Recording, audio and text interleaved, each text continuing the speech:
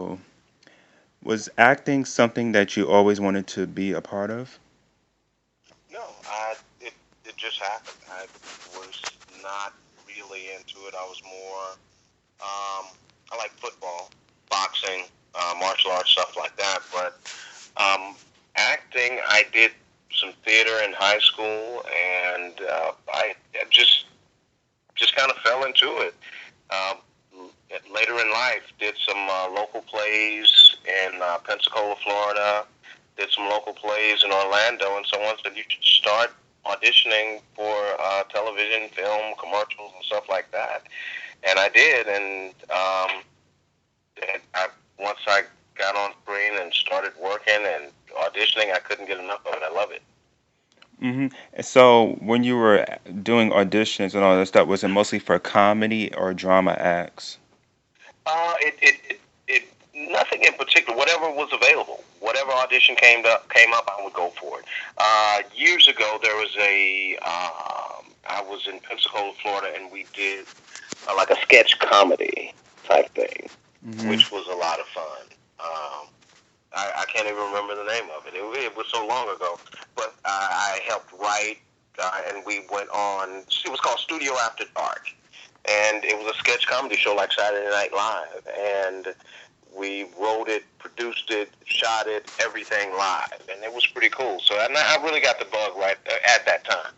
hmm It's interesting because now SNL is really the only known sketch comedy on TV now. So I kind of feel like, it's kind of fading away the whole sketch comedy art, if you know what I mean. Right, right. And it used to be so prevalent and good, funny, topical writing. I think more of the writing and sketch comedy now um, goes for shock value rather than humor.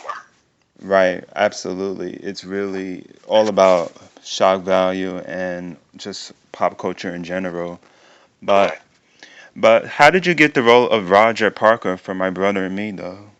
That was my agent in Orlando said I had an audition out at Nickelodeon Studios, and I went. I auditioned, and it was some weeks later. They said you got a call back. I went. I had a call back, and I think the producers were there.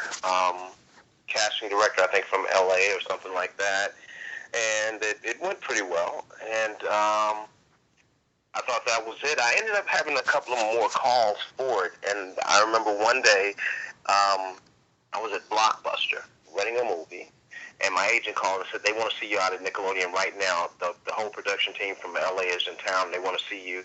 Can you be there in an hour? Mhm. And I said I can be there in 15 minutes. So I can go right now. I'm gonna wear what I have on, and I'm just gonna go. So I drove straight to the studio, went in, and Calvin Brown Jr., Fred Johnson, Alonga Adele, everybody was there, and they had me kind of read the scene, and then we just talked, laughed, and talked, and just had a conversation, talking just guy stuff, I guess. I mean, just talking, and we were laughing, just having a good time, and that was it. I guess it was a week or so later they said I had to part. I think it's a good thing that you went right away because I think that was a sign of you getting the part right away. Yeah, I didn't, and I didn't know the gravity of the show or the role. I just had no idea. It was the first time I'd ever auditioned for a series. Mhm. I mostly did industrials, commercials, stuff like that. Right. So was doing a children's show a good thing because you came from the theater background and now it was comedy that you're doing? It was great. The fact that I was a series regular on a television show was monumental because I learned everything I know on the set. I was able to just absorb from so much from other actors, from the crew, from the director, from the producers. I learned from everybody. My training was on the job. Everything I learned was really on the job. Every audition, every gig I've had since then, that's how I learned. And that to be able to get up every morning and go to the set and work is a dream come true for any actor. Awesome, awesome. So when you first got to Nick Studios, what was your first impression of being there, of the I studio? was just like, wow. It was overwhelming. I mean, I had a dressing room, and it's like you walk out on the set, and I'd never seen anything like it. I'd never been on a real set before. Wow. So to walk out there and be like a lead actor in a series, it was kind of overwhelming. I laughed every day. I was just thankful. I was humbled and grateful just to be there. Yes, yes, and yeah, it's a good thing because like the set, it was a huge studio. I went there myself in 1994, so that was the year that my brother and me started. And Yeah, s- so I wish I would have remembered. I wish I would have saw the set, but I think it was a huge studio though, I must say. it is. I mean, and I got a chance to meet some great people out there and see shows being shot, and it was nice. Florida was booming at the time, Mhm. to say the least. Yeah, it absolutely was. It was kind of known as a Hollywood East back then, like back Right. in, right? But what was a typical day like being there?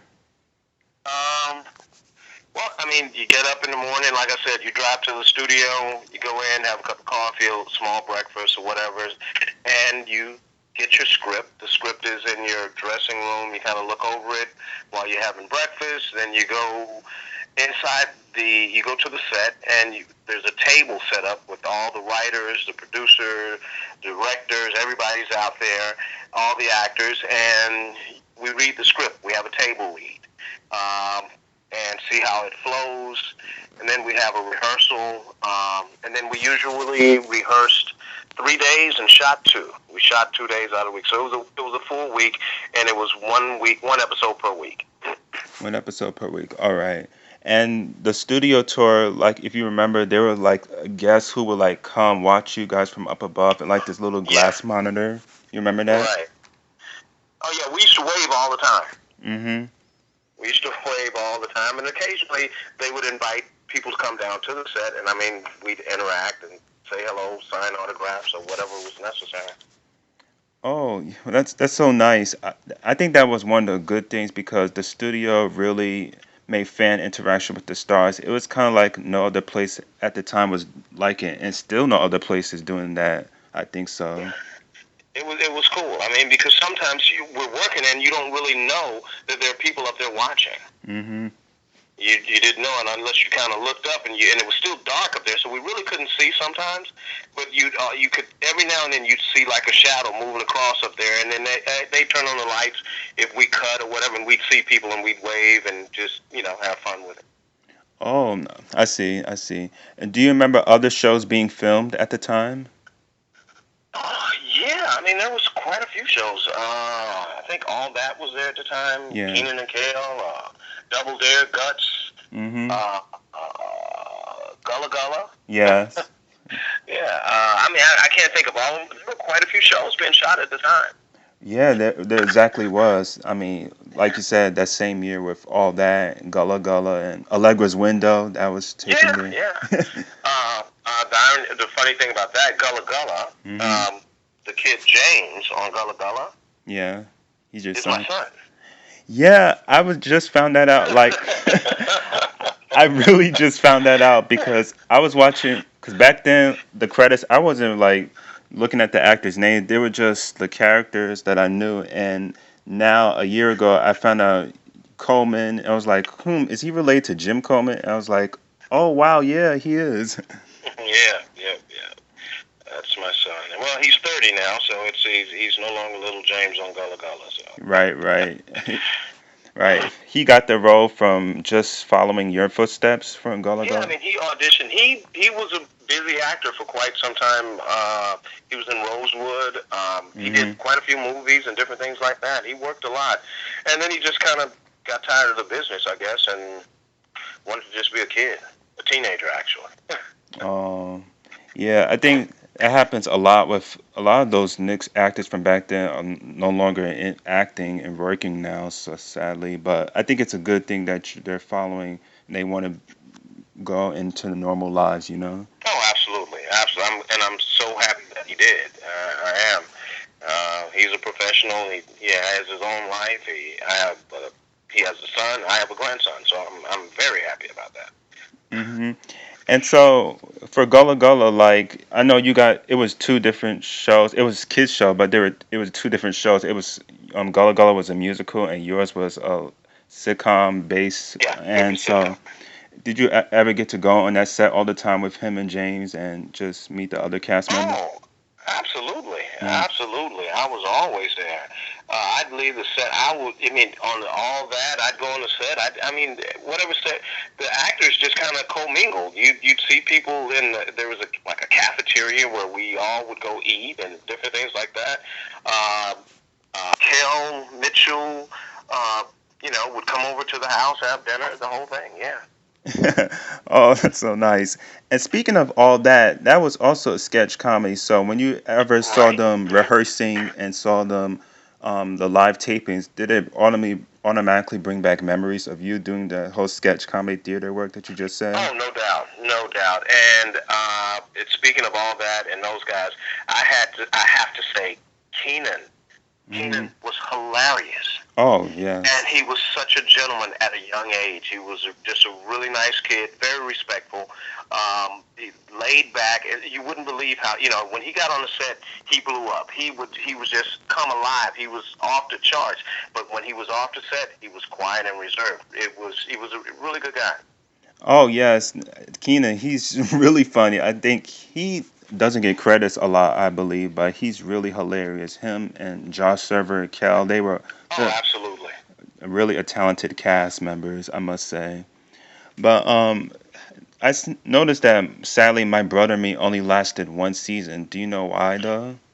I guess there were creative differences. As an actor, you just come in and you do your job.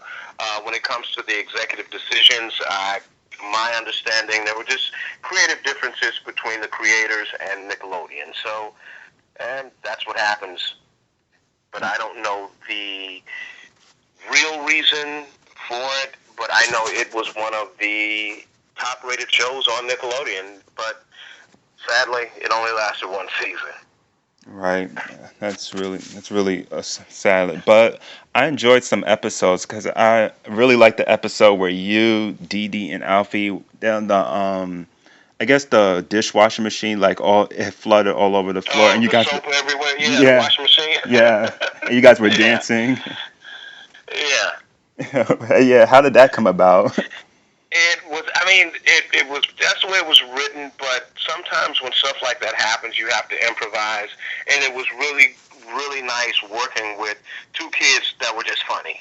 Just funny, just like they love to have fun, and they were okay with with improvising and just having fun. And we used to have a lot of fun on the set. Absolutely. And do you still keep in contact with anyone from the show? Not much, not very much at all. I mean, a few years ago, I saw Ralph, who played Dee Dee, at the Atlanta airport. We talked, exchanged information. So occasionally, we would hit each other up. Text here, text there. Uh, Arthur Reggie, who played Alfie. I spoke to him maybe 2, 3 years ago. Um, as well as let me see. I guess those really were the two. But Karen Fraction, who played my wife, we were really close. We stayed close, even after the show until her passing, a few years back. Mm-hmm. Right. Right. And so speaking of back then, like we just said, Orlando, the Hollywood East thing, it was really a lot of TV production going on in Florida, but it really didn't last that long. Do you know why? Oh, well, in my opinion, the reason it didn't is because Florida refused and really still refuses to offer incentives for filmmaking, tax incentives. Most states, say like Louisiana, New York, Michigan, New Mexico, even Canada at one point was one of the biggest places to go for a Mm-hmm. tax incentive, a tax break.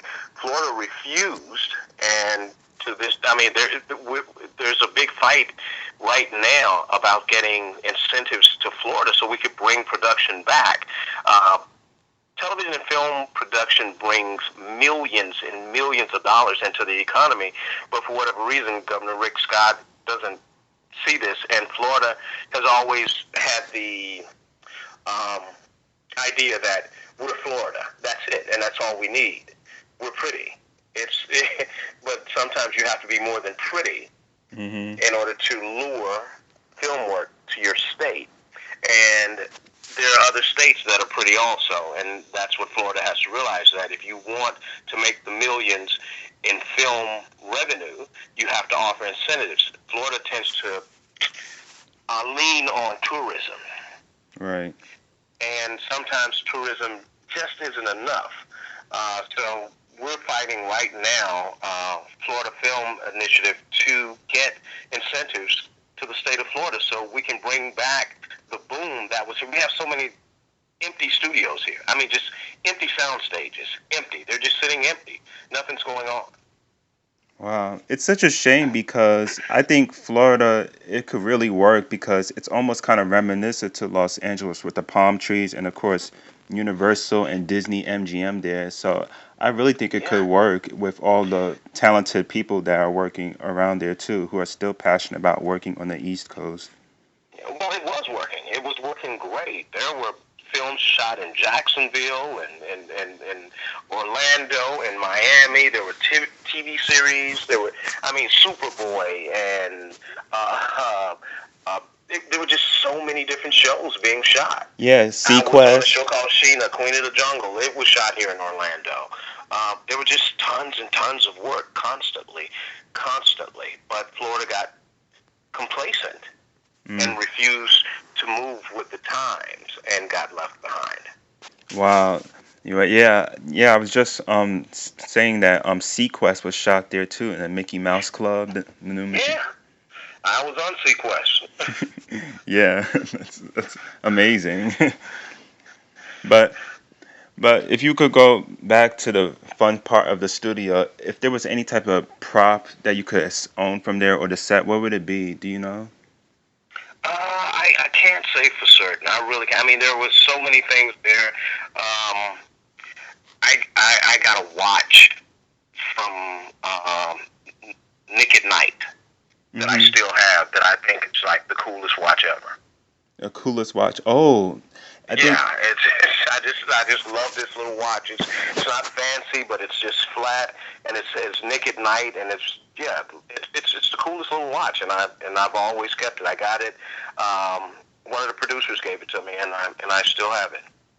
Oh, that's really nice. And I think this is a popular question, but were you ever slimed at one point? Was that the what? Slimed. Slimed? No. No. I used to watch people get slimed all the time. I used to love it. I used to love it. I used to love it. The kids on the set, they loved getting slimed. They would go out, and there was a slime geyser right outside the studio. We'd come out the side door after work sometimes, and the kid would just go over there so they could get slimed.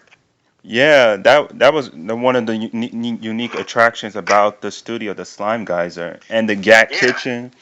kitchen too. Yeah, yep.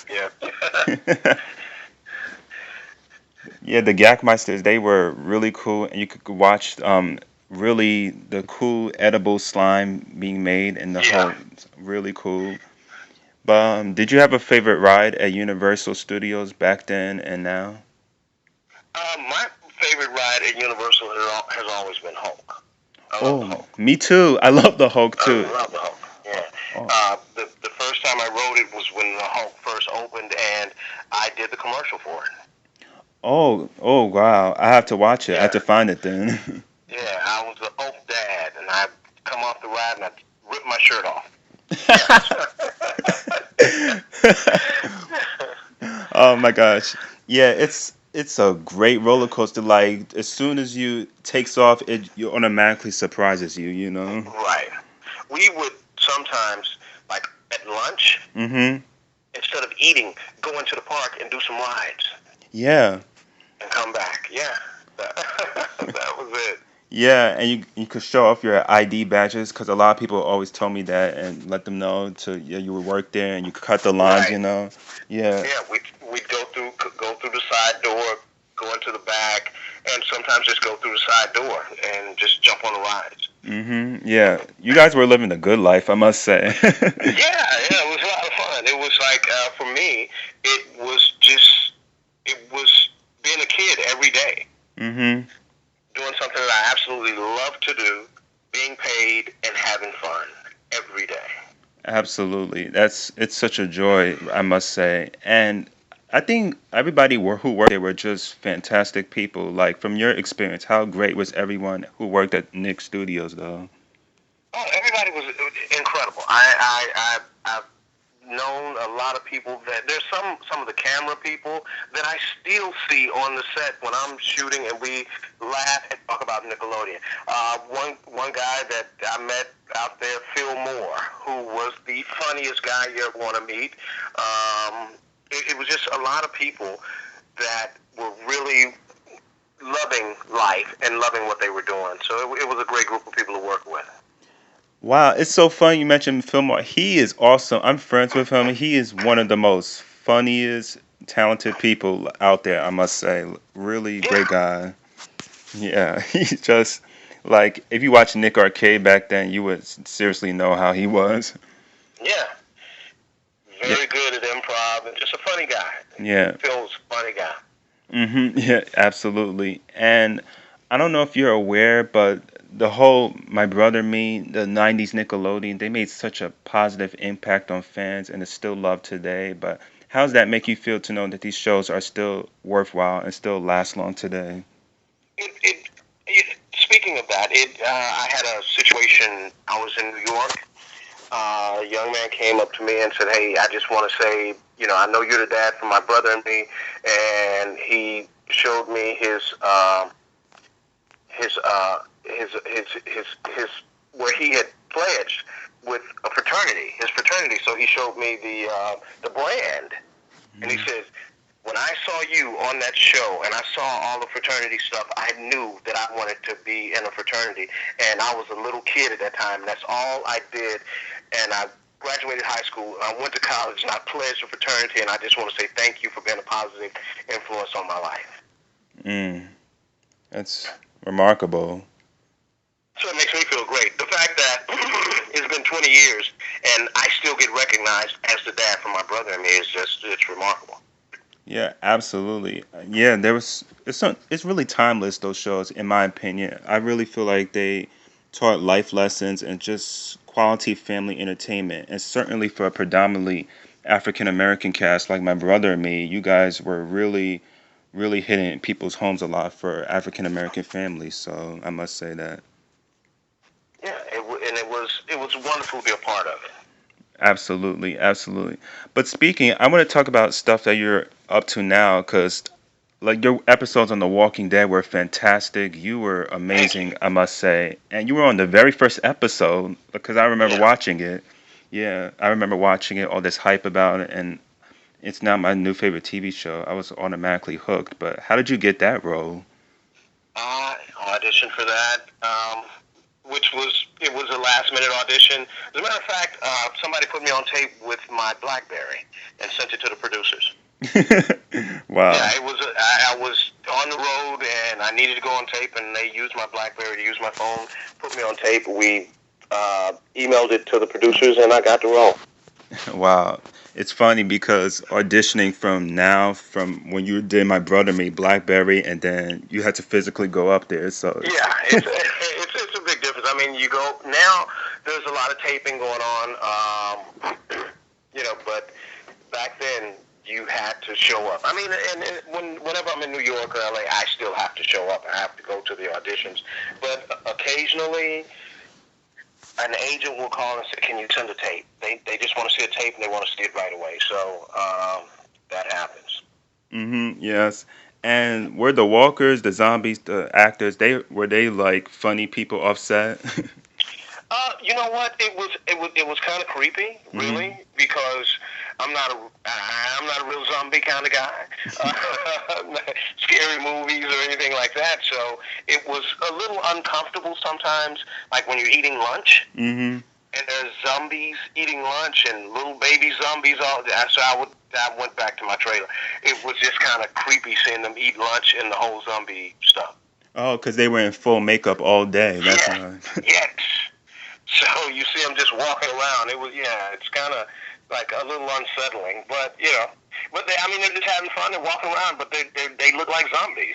So Right, right. Going back to the Nick Studios, do you have a particular favorite behind the scenes memory from being there?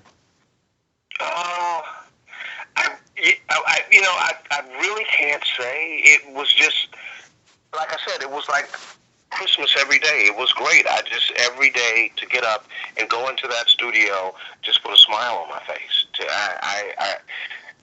It was the behind the scenes stuff. I guess just really uh, being able to go to the park anytime I wanted to. Right, right, right. There's That nothing was wrong with it. that. There's nothing wrong with that, not at all. But it's been closed for 9 years, and it's really missed by a lot of people. But would you like to see it be reopened one day? Oh, absolutely, Hmm. absolutely. It the economic benefit for the area is would be great. The economic benefit for actors, for young actors, old actors, actors from all around. I mean, to open a studio and put out family friendly work is it's always needed. Hmm. Right. I understand. I understand perfectly because, like we were just talking about, there was so much production there, and I think it could really benefit a lot from places like LA or New York. There could be also work done on the East Coast. It could work a lot, I must say, and that's why I did this project just for fans to see that it was really an awesome place to be at. Oh, yes, it was. Absolutely. And what do you think made it so great and special, Nick Studios? Um, Again, it was family friendly. It was just family friendly. You could come out and enjoy yourself as a family to see the shows that you love on television actually being shot, to be part of it. I think it was just a great idea, a great opportunity that should still be available for many people, you know? Very, very, absolute. I agree with you wholeheartedly. I agree. But can you tell us about any upcoming projects that you're working on right now? I just finished working on a film called Dolphin Tale 2. Yeah, I saw Um, that. so that just finished filming that recently. So that will probably be coming out next year, and a couple of commercials coming out, pharmaceutical type spots. So you'll be seeing me in that, and always auditioning. Like I'm leaving for New York in a couple of days to audition for a couple of projects up there. All right, cool, cool. Well, that about wraps up everything. I've asked you everything already. Okay. All right. But it was a fantastic interview, I must say. Really love talking to you today, Jim. Thank you so much. It was my pleasure, and thank you, and you have a great day. All right, you too. Bye bye.